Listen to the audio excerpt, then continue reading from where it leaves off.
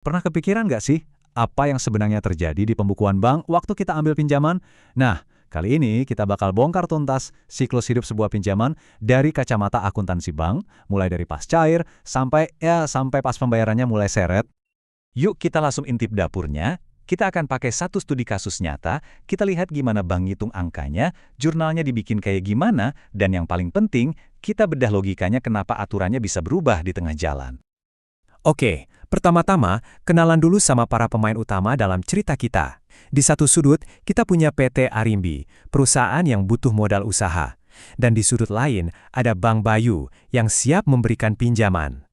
Ini dia detail perjanjian mereka. Pokok pinjamannya 300 juta rupiah. Jangka waktunya 4 tahun atau 48 bulan. Dengan bunga flat 1% per bulan. Nah, catat tanggal penting ini, 15 Mei 2024. Disinilah semua perjalanan akuntansi ini dimulai. Oke, langkah pertama yang paling krusial, berapa sih cicilan yang harus dibayar PT Arimbi setiap bulan? Nah, untuk ini, bank itu nggak asal tebak, tapi pakai formula khusus yang namanya effective rate. Tujuannya biar adil dan konsisten selama masa pinjaman. Prosesnya sebetulnya cukup matematis, tapi logikanya gampang kok. Bank tinggal masukin aja angka-angkanya ke rumus ini. M itu pokok pinjamannya, 300 juta. I itu bunga per bulan, yaitu 1%. Dan N itu jangka waktunya dalam bulan, yaitu 48. Semua angka ini diolah buat dapetin satu angka cicilan tetap. Dan jeng, ini dia angka saktinya, Rp7.900.151. Ingat-ingat ya angka ini, karena angka inilah yang akan jadi bintang utama dalam jurnal pembayaran mereka setiap bulannya. Oke, sekarang kita balik ke tanggal 15 Mei. Waktu pinjaman dicairkan, Bank Bayu itu nggak cuma transfer uang terus selesai. Oh, tentu tidak. Mereka harus membuat entry jurnal yang super detail untuk melacak lari kemana aja setiap rupiah dari pinjaman itu. Yuk, kita bedah jurnal ini. Di sisi debit, ada kredit yang diberikan sebesar 300 juta. Gampangnya, ini adalah aset baru buat bank. Ini adalah piutang bank ke PT Arimbi. Nah, di sisi kredit, kita bisa lihat uang 300 juta itu dipecah-pecah kemana aja. Ada buat pendapatan provisi, buat bayar biaya-biaya, terus 250 juta masuk ke rekening giro PT Arimbi, dan sisanya cair dalam bentuk kas. Rapi banget kan? Oke, kita fast forward sedikit ya. Anggaplah beberapa bulan pertama, PT Arimbi ini nasabah teladan. Bayar cicilannya selalu tepat waktu. Nah, pertanyaannya, gimana bank mencatat pemasukan yang lancar jaya ini? Kuncinya ada di sini, dasar akrual. Untuk pinjaman yang statusnya lancar, bank itu mengakui pendapatan bunga begitu jatuh tempo, nggak perlu nunggu uangnya beneran masuk. Logikanya gini deh, Anda kerja sebulan penuh. Di tanggal 30 Anda kan udah berhak dapat gaji kan? Walaupun uangnya baru ditransfer besok. Nah, hak itulah yang dicatat sebagai pendapatan. Coba lihat angsuran bulan pertama. Dari total cicilan hampir 8 juta itu, nggak semuanya buat bayar utang pokok loh. 3 juta rupiah diantaranya itu adalah pendapatan bunga buat bank.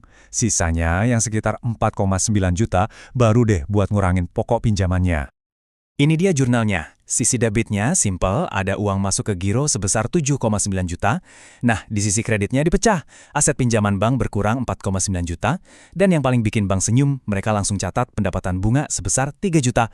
Langsung jadi laba.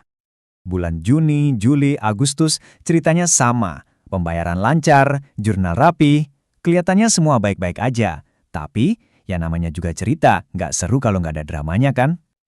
Nah, ini dia titik baliknya. Mulai September 2024, PT Arimbi berhenti bayar. Pinjaman ini statusnya langsung berubah dari lancar jadi bermasalah. Atau istilah kerennya non-performing loan, NPL. Dan percayalah, ini mengubah segalanya dalam dunia perjurnalan bank. Aturan mainnya langsung ganti total. Bank beralih dari dasar akrual ke K dasar kas. Artinya apa? Gampangnya gini, no money, no honey. Nggak ada duit masuk, yang nggak ada pendapatan bunga yang boleh diakui. Titik. Ibaratnya gini, bank nggak bisa lagi optimis dan ngitungin anak ayam sebelum telurnya menetas. Karena pinjaman ini sekarang berisiko tinggi, mereka jadi super konservatif. Pendapatan bunga baru diakui kalau uangnya udah dipegang, udah jelas, udah nyata. Lebih aman kan? Nah, disinilah bagian paling serunya. Apa yang terjadi pas si nasabah yang nunggak ini akhirnya bayar? Mari kita bandingkan langsung pencatatannya. Seandainya pinjamannya lancar versus pinjaman yang beneran macet. Skenarionya begini, setelah nunggak 4 bulan, di tanggal 15 Januari 2025, PT Arimbi akhirnya datang bawa uang. Mereka bayar lunas semua tunggakan dari September sampai Desember, plus cicilan Januari, plus denda keterlambatan. Satu pembayaran besar buat beresin semuanya. Dan inilah yang terjadi di pembukuan dengan dasar kas. Fokus ke baris pendapatan bunga. Boom! Bank langsung mengakui pendapatan bunga sebesar 10,8 juta rupiah sekaligus. Kenapa? Ya karena baru di momen inilah uang tunai untuk bunga-bunga yang tertunggak itu beneran diterima. Logis dan simpel. Oke, sekarang kita main andai-andai sebentar.